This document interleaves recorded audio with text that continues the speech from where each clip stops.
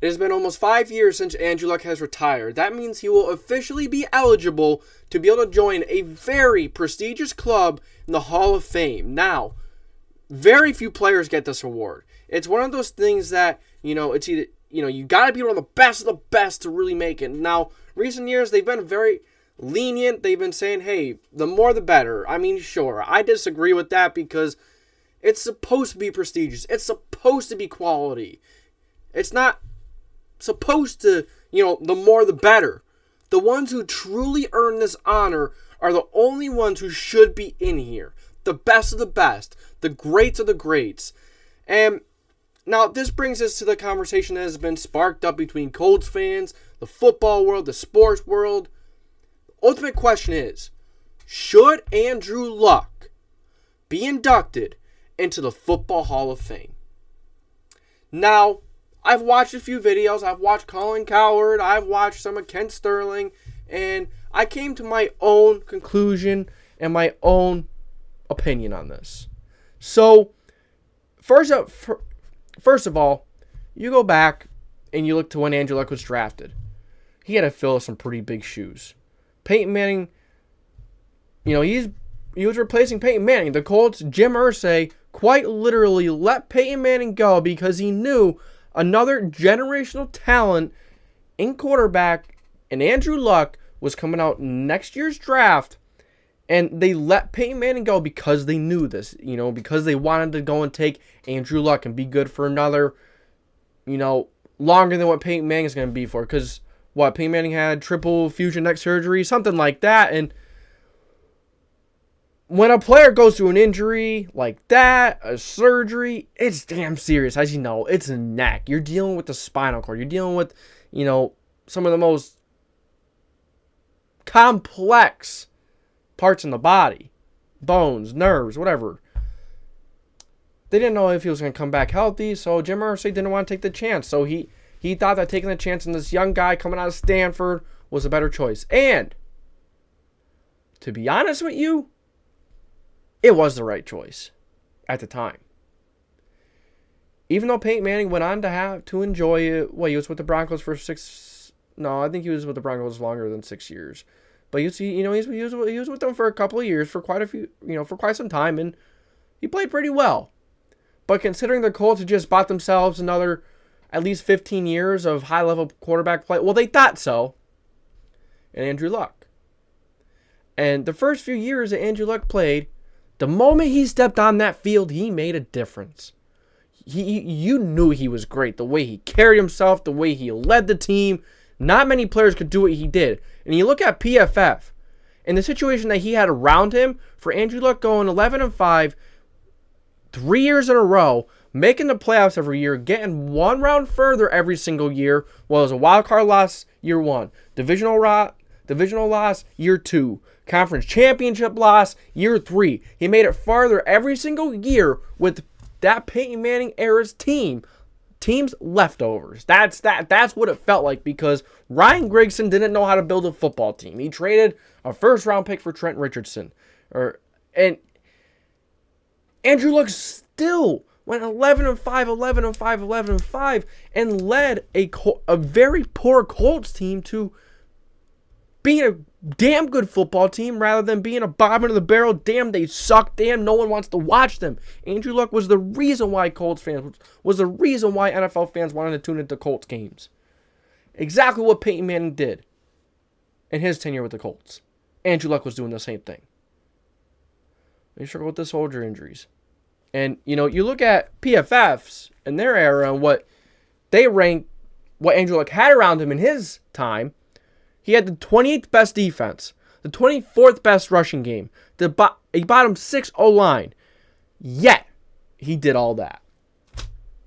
And a head coach now that hasn't been given another shot. So the head coach must not have been great. And he was all right. He was a good leader. He was a good speaker. I just don't think he was he just couldn't lead the team to where it needed to be. And then the shoulder injury, Andrew Luck comes back another year. He's with Frank Reich. He's healthy. Go figure. The Colts make the playoffs. And everything was looking up. And yeah, maybe the way he retired 2 weeks before season, that's definitely frowned upon. And that was probably one of the, it's like the worst time you could pick. You just get ready for a season. You have the calf injury and all that, but played 6 seasons. And one thing that Colin Cowherd mentioned when I watched that video of his, he said that Hall of Famers, don't always have people that have played 20, 10, 15 years. Gil Sayers had 4 great years toward the ACL. There were a few players that are in the Hall of Fame that didn't have as long as careers, but had some great years like Andrew Luck. But Andrew Luck, he's a quarterback. It's a whole different ball game when you're a quarterback in 2020, in the 2010s. It's a whole different ball game. It's a whole different place. So I think that's unfair what he did there. But another thing I just want to look at from Andrew Luck. This is the last time I'm going to talk about Andrew Luck, like this in a video. Unless he gets inducted, of course. Look at a guy like Justin Herbert. Would any other quarterback be able to do what he did? Very, very few. If I had to put money on it, I'd say Patrick Mahomes. Other than that, you look at Tom Brady, I don't think he would have been able to do it. I don't think Aaron Rodgers would have been able to do it. Brett Favre wouldn't have. Troy Aikman wouldn't have. Yeah, these are some guys that Colin Cowherd said. And then Colin Cowherd also said that, Justin Herbert, look what he's got around him. He has the volume and the numbers. He has numbers. He produces. But he doesn't win. Yet, he has more than what Andrew Luck had. So it's just, Andrew Luck had a good career, a great career. He had some elite seasons, but he does not belong in the Hall of Fame. The Hall of Fame is reserved for players that have played long careers, who have played at an elite level for a long time, at the highest level that 99% of players don't achieve. Yeah, Andrew Luck did play like a great. He didn't play long enough to be put in that conversation with them. If Peyton Manning only played 6 or 7 years, would you put him in the Hall of Fame? If Tom Brady only played 6 or 7,